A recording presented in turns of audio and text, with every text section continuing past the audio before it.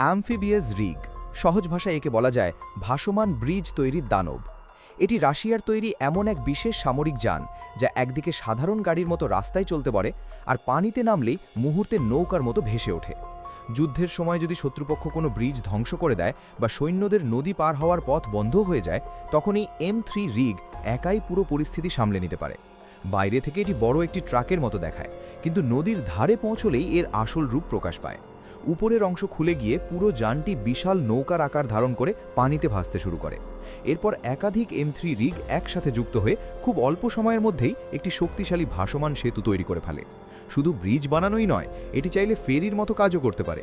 এক পার থেকে আরেক পারে সৈন্য, সামরিক যান, এমনকি ভারী ট্যাঙ্কও বহন করতে সক্ষম। কয়েক টন ওজনের সাজোয়া যান অনায়াসে এর উপর দিয়ে চলাচল করতে পারে। পানিতে এর গতি ঘন্টায় প্রায় 50 কিলোমিটার। আর সবচেয়ে বড় সুবিধা হলো ব্রিজ থেকে আবার গাড়িতে রূপ নিতে এর সময় লাগে মাত্র কয়েক মিনিট। অ্যাসল্ট ব্রিচার ভেহিকল, এটিকে বলা হয় যুদ্ধক্ষেত্রের বুলডোজার। দেখতে ট্যাঙ্কের মতো হলেও এর কাজ সম্পূর্ণ আলাদা। যুদ্ধের সময় শত্রুরা সামনে মাইন পুঁতে রাখে, কাঁটাতারের বেড়া বসায় বা বিভিন্ন বাধা তৈরি করে। তখন এই যানটি সামনে এগিয়ে গিয়ে সব প্রতিবন্ধকতা সরিয়ে দেয়, যাতে ট্যাঙ্ক আর সৈন্যরা নিরাপদে অগ্রসর হতে পারে। এর ওপর থাকে বিশেষ ধরনের শক্তিশালী বিস্ফোরক দড়ি, যা প্রায় 100 মিটার দূর পর্যন্ত নিক্ষেপ করা যায়।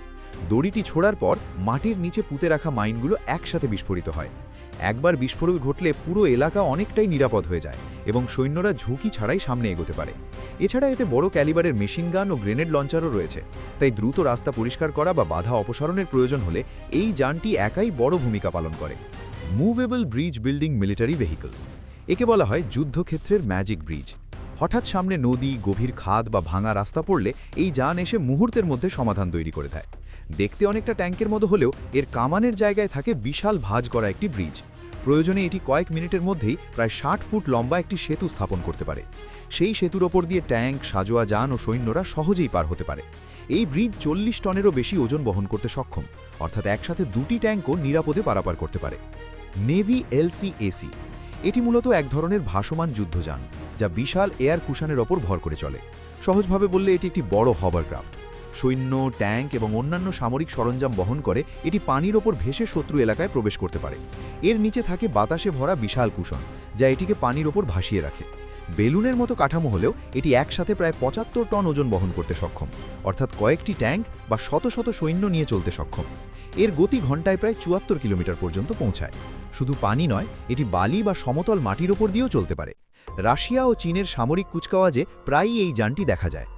অ্যামফিবিয়াস ট্রান্সপোর্টার, যুদ্ধক্ষেত্রের জন্য তৈরি এক ভিন্নধর্মী যান। সহজভাবে বললে এটি একটি বড় ভাসমান পরিবহন যান, যা সমুদ্রে চলতে পারে এবং প্রয়োজনে সরাসরি স্থলে উঠে আসতে সক্ষম। সাধারণত সৈন্য বা সরঞ্জাম নামাতে জাহাজকে বন্দরে ভিড়তে হয়, কিন্তু যদি সৈকত কাদাযুক্ত হয় বা কোনো বন্দর না থাকে, তখন জাহাজ থেকে নামানো কঠিন হয়ে পড়ে। সেই পরিস্থিতিতে এই যানটি সরাসরি পানির ভেতর থেকে মাটিতে উঠে এসে সৈন্য ও সরঞ্জাম নামাতে পারে।